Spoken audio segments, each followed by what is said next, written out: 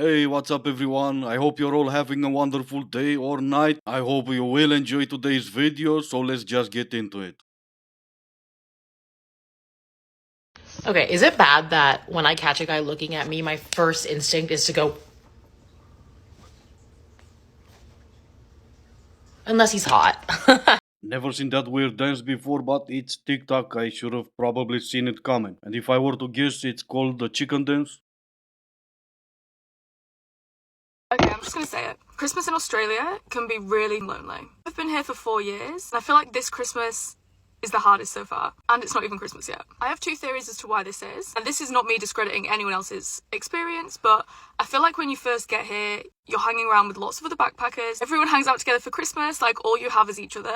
But then I feel like when you've been here a few years, people end up in relationships, or you make friends with Australians, and obviously they have family here for Christmas. Another thing that I think is making me struggle more with Christmas this year is that the majority of my time in Australia, I had no option to go home. I had not seen my family for 3 years due to that situation. And I feel like going back has made it harder. Don't get me wrong, I'm Team Australia every day of the week. I love it here, this is my home, but this Christmas just feels really but trying not to be a Debbie Downer. Me and my girlfriends are doing like a girls' Christmas tonight, checking into the Crown in a couple hours for a little staycation. Just went and got my Secret Santa present. I feel like I'm just trying to embrace the fact that Australian Christmas is different. So if anyone else is going through this as well, you're not alone. By definition, they are, and so are you. This Christmas feels really lonely. 4 years and never a boyfriend? I'm sure it's all them and not you. And how nice of you and your friends to celebrate Christmas tonight. What do you celebrate on the 25th though? Oh no, wait, nothing, cause that will be the lonely day.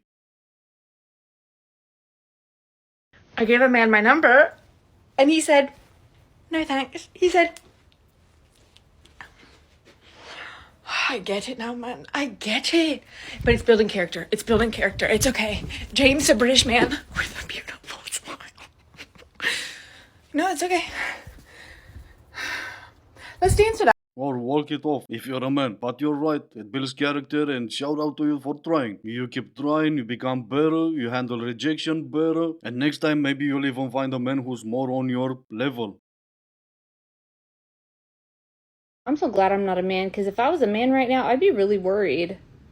I'd be really concerned. I'd be doing some deep introspection. I'd be up in my game, because something is happening right now, and women are waking up. Women who are married are waking up. Women who are single are waking up. We're just done. We're done being used and treated less than. We're done wasting our time. We're done not being heard or seen. We're done being in relationships and feeling lonely.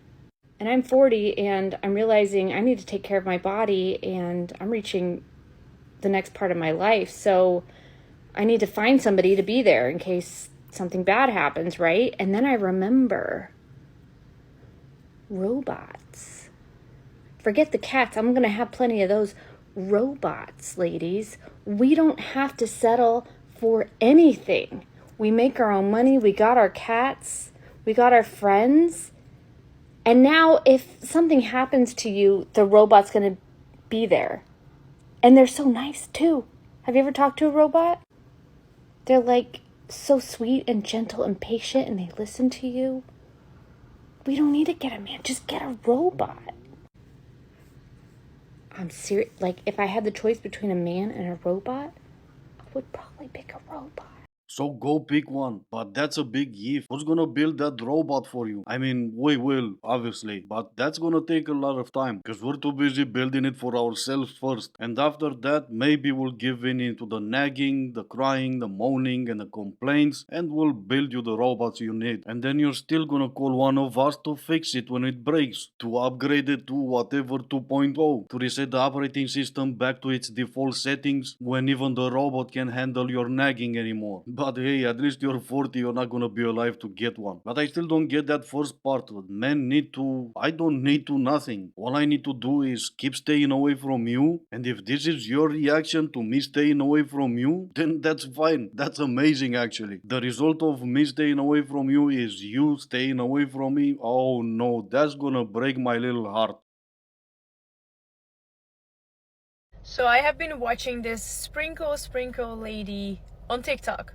And then the more I watched her videos, the more I get upset or like disappointed in like just dating in general. So if you haven't watched her video, she basically just talks about tips and tricks how to be around men and how to act towards men and how to, you know, just be a woman and do your thing. What I do love about her though is that she's a super girl's girl. Like she's a girl's girl lady. But also the way she says like, oh, every man cheats. Don't even try to live in a delusion. They're gonna cheat anyways.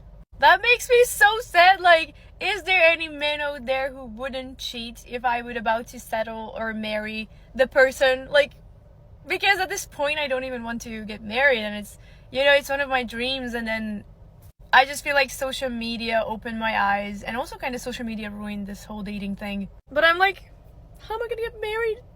Everyone cheats. I can't. My trust issues cannot. You know what I mean? Sprinkle, sprinkle. So not to say it out loud or in order for still keeping this polite and respectful, but you are a moron. I've only seen a few videos of that sprinkle lady and she practically sells gold digging training. That's all she's doing. And of course also bashing men in the process, cause where's the fun in it if you don't? You're living proof how TikTok is destroying your mind. TikTok did not open your eyes. And TikTok, funny enough, it did not destroy dating. You did that on your own. But if there is a silver lining, that is that people outside of TikTok, they are living their happy lives away from all of this.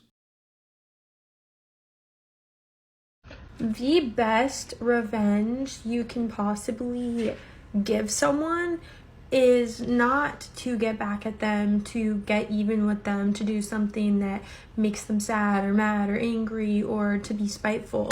The best revenge that you can give anyone is to not care, to detach yourself, to remove your energy from them, and to become the best version of yourself. Yeah, buy one of those funny mirrors from the fair and look into one. There, the best version of yourself. How long until you become this best version of yourself otherwise? Months, years, months or years after I'm gone, you become the best version of yourself, and somehow, even though I may never see you again, I'm gonna know. In fact, you're gonna get your revenge. Fair enough, you do you. I'm gonna go about that the old fashioned way. I'm gonna make sure whenever you remember my name, you have nightmares. An eye for an eye and one of my tooth for 10 of yours. All this hippie tree hugging crap might work on you, but if they're half the a-hole I am, at least know your audience, I guess.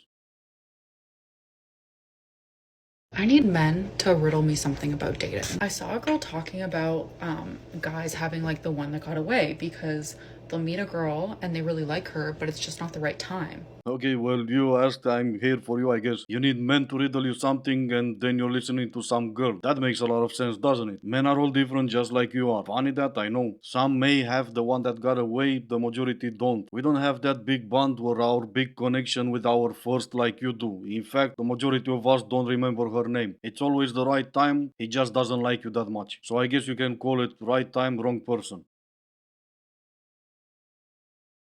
I have been dating my boyfriend for almost 6 years, which is absolutely insane to say out loud. And I am no relationship expert whatsoever. I have plenty of flaws. I have plenty of things I need to work on.